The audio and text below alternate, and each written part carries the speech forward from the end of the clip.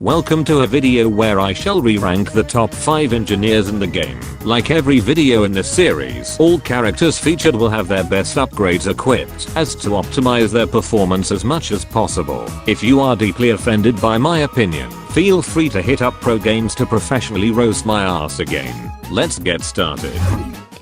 In 5th place, we have Roadie Z. I understand that seeing Roadie this far down may cause some confusion and frustration, so let me explain. The only reason Roadie even manages to secure a spot on this list is his potential to reach over 100 DPS and an insane time to kill. What holds him back immensely from a higher place is his severe range handicap and how much he has to rely on his bolt blaster and jackhammer. Because of these handicaps and restrictions, the Roadie Z barely manages 5th place.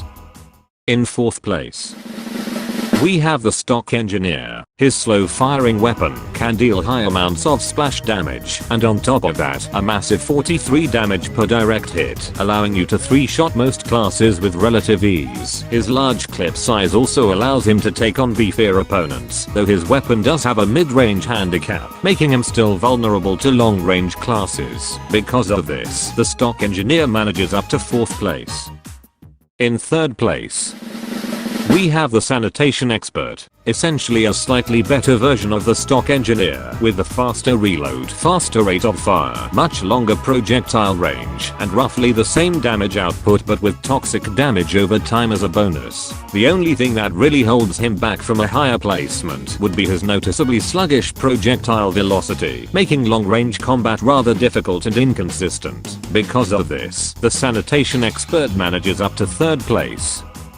In 2nd place, we have the Landscaper. Whilst he does rely a bit more on direct hits than most engineers, if you are capable of landing them consistently, then you can drop plants very quickly. His decently fast projectiles also makes mid to long range combat noticeably more consistent than other engineers. What holds him back is his noticeably lower splash damage output and substantially lower potential damage per clip. Overall, a very solid pick. Because of this, the Landscaper manages up to 2nd place. And in 1st place, we have the Mechanic.